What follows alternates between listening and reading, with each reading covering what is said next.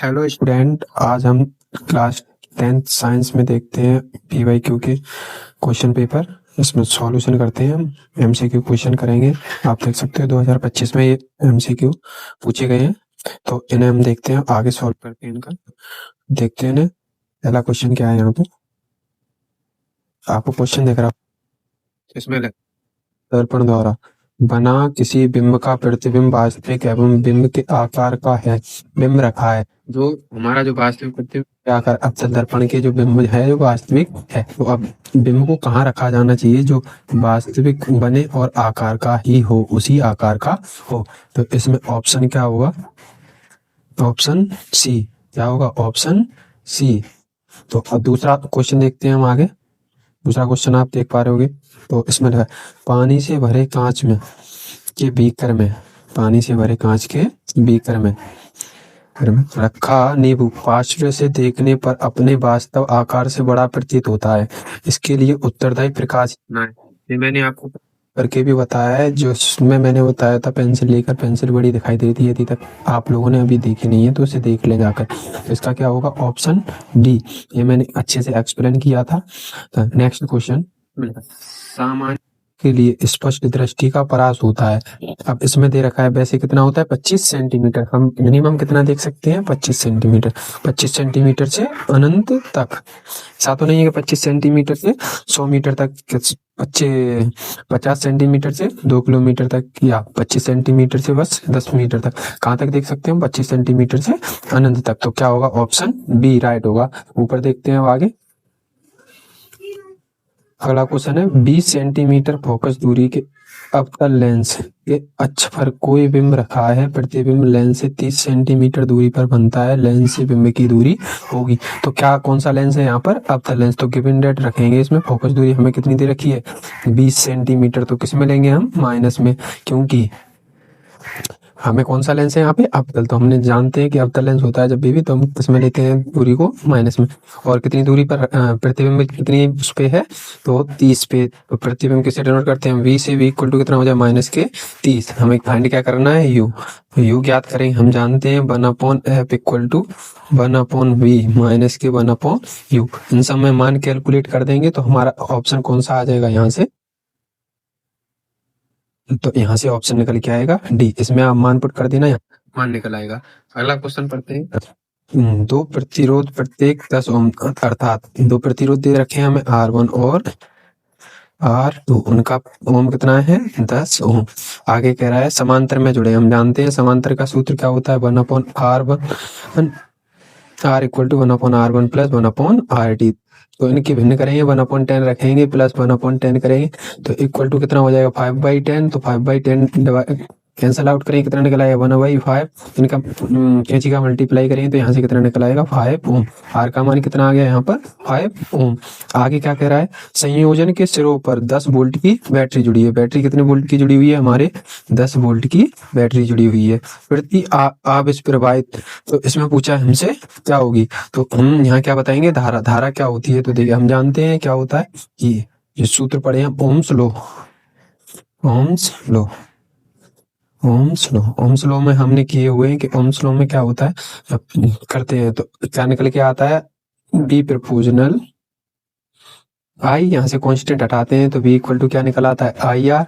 यहाँ से हम मान निकालेंगे तो i इक्वल टू क्या हो जाएगा, v/r। यहाँ हमारे पास कितने वोल्ट की बैटरी है, 10, और अभी ओम कितना निकाला था, 5। तो कैंसिल आउट कर देंगे, कितना आ जाएगा, 2 एम्पियर। तो एम्पियर का मात्रक जानते हैं क्या होता है, एम्पियर कूलम प्रति सेकंड। तो इसमें मात्रक कौन सा दे रखा है हमें, कूलम प्रति सेकंड में। तो ऑप्शन आप देख पा रहे होगे, 2 एम्पियर है। एम्पियर को क्या लिखते हैं, I इक्वल टू Q/E। तो यहाँ से एम्पियर का दूसरा मात्रक क्या निकल आएगा, कूलम प्रति सेकंड। तो इसका दूसरा मात्रक लिखा हुआ है यहाँ पे, तो क्या हो जाएगा, 2 कूलम प्रति सेकंड। तो ऑप्शन में दे रखा है 2 कूलम प्रति सेकंड। देखिए क्वेश्चन आप, ये कह रहा है सूची 1 को सूची 2 से मिलाइए। ये कह रहा है कि स्तंभ ए में दी गई भौतिक राशियों को समय स्तंभ या दिए गए मात्रकों से कीजिए, सही विकल्प का चयन कीजिए। हम जानते हैं कि विद्युत आवेश, आवेश का मात्रक क्या होता है, कूलम। तो 4 का कौन है, ऑप्शन ए। 4 का क्या है, ऑप्शन ए। तो आप देखिए 4, ये 4 नीचे यहाँ पर है ये, तो इसमें ऑप्शन ए की दे रखा है और कोई दिया है 4 में एक तो नहीं दे रखा है। इसे राइट करिए और आगे मूव करिए, इसे राइट करिए और आगे मूव करिए।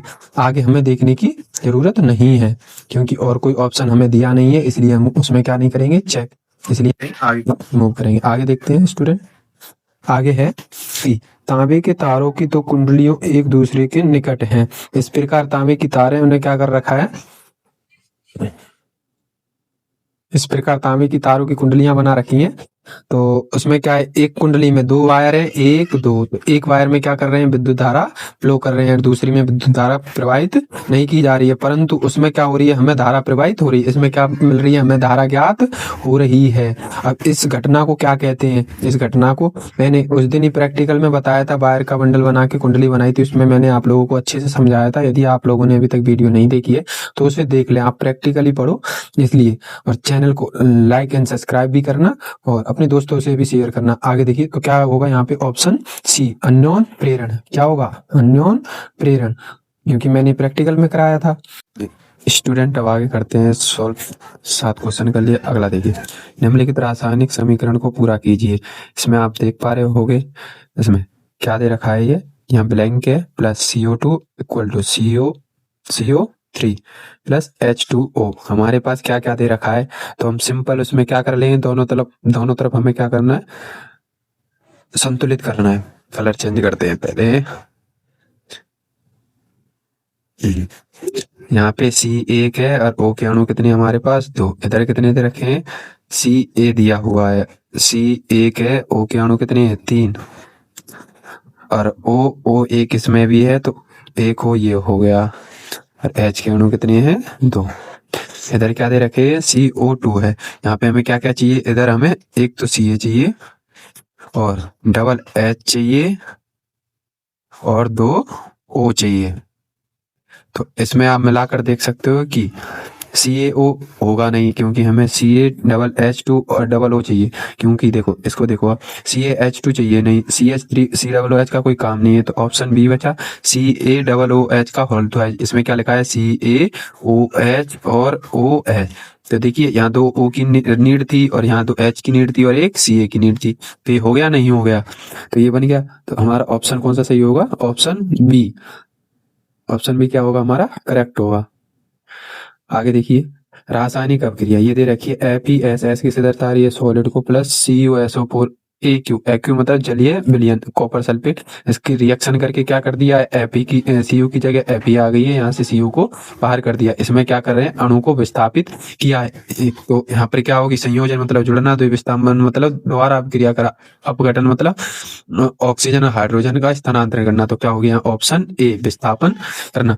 आगे देखिए, बेकिंग सोडा का सूत्र है, ये पहला तो व्यंजक चूर्ण का है और ये हम जानते हैं अमोनियम क्लोराइड और ये सोडियम कार्बोनेट। तो एक ही वह बचा है ऑप्शन बी, ये सोडियम हाइड्रोकार्बोनेट, इसी को हम क्या बुलाते हैं, बेकिंग सोडा। आगे देखते हैं,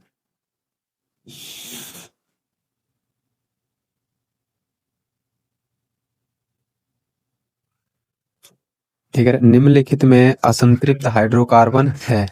निम्नलिखित में असंतृप्त हाइड्रोकार्बन, असंतृप्त संतृप्त में आते हैं सिंगल बंद वाले और असंतृप्त में आते हैं डबल बॉन्ड और ट्रिपल बंद वाले। तो इसमें देखते हैं, ये CH4, तो C को इस प्रकार तोड़ेंगे, 4 हाइड्रोजन जोड़ देंगे इसके, तो ये तो सिंगल बॉन्ड वाला है।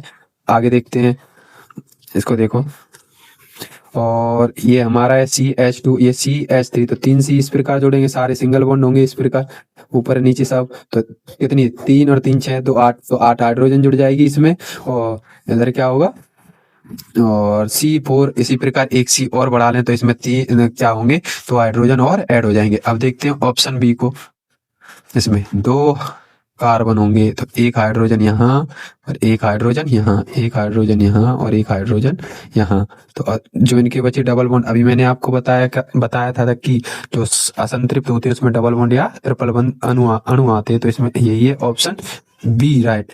ठीक है, आप लोगों को ये समझ आया होगा।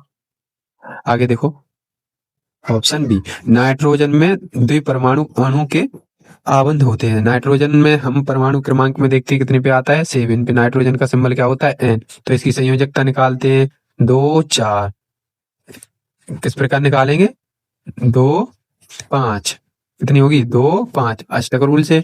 अब ये 5 बचे तो इसमें संयोजकता निकालते हैं, कितनी निकल के आती है, इसके अणु की लास्ट में 3। तो इनके नाइट्रोजनों के बीच कितने बंध बने होते हैं आपस में, 3। तो इसलिए यहाँ पर हम क्या करेंगे कि कौन से आबंध पे टिक करेंगे, हम त्रिरे आबंध पर। कौन से आबंध पर टिक करेंगे, त्रिरे आबंध पर। अब कह रहा है अगला क्वेश्चन, निम्नलिखित में समजातीय श्रेणी है।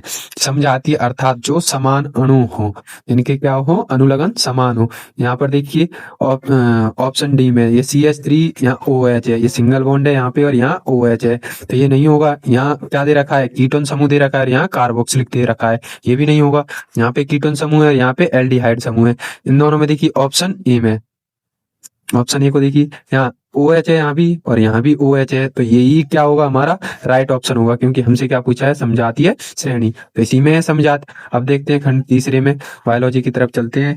तो इसमें देखिए आप, ये कह रहा है कि 6 कार्बन वाले अणु ग्लूकोज के, 6 कार्बन वाले अणु ग्लूकोज का 3 कार्बन वाले अणु पायरुवेट में विखंडन होता है, यह प्रक्रम होता है। ये किसमें होता है, हमारा ऑप्शन ए में, कोश का द्रव में। किसमें होगा ये, ऑप्शन ए में, कोश का द्रव में। माइटोकॉन्ड्रिया में नहीं होता है, केंद्रक में नहीं होता है, DNA में नहीं होता है, क्योंकि ये आनुवांशिक है।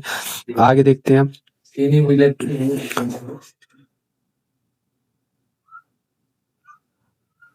ये अपवन संबंधित है, अपवन संबंधित है। अपवन संबंधित होता है उत्सर्जन से, ना कि ये पोषण तो हमें ऊर्जा देता है, श्वसन, सांस लेने में और परिवहन, हमारी ऊर्जा इधर उधर करने में। आगे देखिए, जो 16 है, निम्नलिखित में से कौन सा जंतु हार्मोन से, जंतु में हार्मोन से, क्या कह रहा है ये, जंतु में हार्मोन से। क्वेश्चन को आप पूरा पढ़िए, तब आपके क्वेश्चन समझ आएगा। तो देखिए ऑप्शन चारों सही लगते हैं, परंतु आप क्वेश्चन को जब तक अच्छे से नहीं एनालाइज करोगे तब तक ये, तो इसका क्या होगा, ऑप्शन ए क्या होगा, एड्रीनलिन, एड्रीनलिन। नेक्स्ट क्वेश्चन देखिए, एकल पौधे से अनेक पौधे संक्रमण मुक्त परिस्थितियों में उत्पन्न करने की तकनीक कहलाती है। जो एकल पौधे होते हैं हमारे, उसमें जो पौधे संक्रमण मुक्त परिस्थितियों में उत्पन्न करने की तकनीक होती है, क्या कहलाती है, तो उसको हम क्या कहते हैं, ऊतक संवर्धन। क्या कहते हैं, ऊतक संवर्धन। तो ऑप्शन कौन सा हो जाएगा, बी, ऑप्शन बी। आगे देखिए, क्लोरोफिल आवश्यक है, ये तो आप सभी को पता होगा कि उत्सर्जन तो हमारे ऊर्जा प्रदान करने में वाष्पो उत्सर्जन ये क्या करता है, जो जल होता है उसको मुक्त कराता है पेड़ों के पत्तों से। श्वसन हमारे हृदय में होता है, ये क्लोरोफिल। तो इसका क्या ऑप्शन ए, प्रकाश संश्लेषण के लिए। क्या होगा, प्रकाश संश्लेषण के लिए। अब अगला क्वेश्चन देखिए आप, ये देखो, पारितंत्र का भौतिक कारक है। हम भौतिक कारक में जानते हैं, हमने पहले भी बात की है। तो भौतिक में क्या आती है, उसकी तन्यता, चमक, ताप, दाब, इस प्रकार क्षेत्रफल। तो इसमें आप सीधे समझ जाओगे यदि, तो सूक्ष्म जीव, जंतु, पौधे, ताप, तो कौन सा होगा इसमें से, अभी मैंने आपको बताया, तो क्या होगा, ताप, क्योंकि ये बाकी सब जीव जंतुओं में आ गए। हमें पूछा है भौतिक, तो भौतिक शब्द को आप क्वेश्चन को अच्छे से पढ़िए, उसका आंसर आप इजिली सर्च कर लोगे, ठीक है। तो इसका क्या होगा, ऑप्शन ए। अब ऑप्शन नंबर बी है, निम्नलिखित में से कौन सा शीर्ष मांसाहारी है, सांप, खरगोश, बकरी, शेर। ये आपके लिए होगा होमवर्क, ये क्या होगा आपके लिए होमवर्क। कमेंट में इसका क्या करोगे आप, रिप्लाई कमेंट करो, उसमें बताओ। यदि आपको वीडियो अच्छी लगी तो चैनल को सब्सक्राइब करें, अपने दोस्तों से भी शेयर करें। Thank you.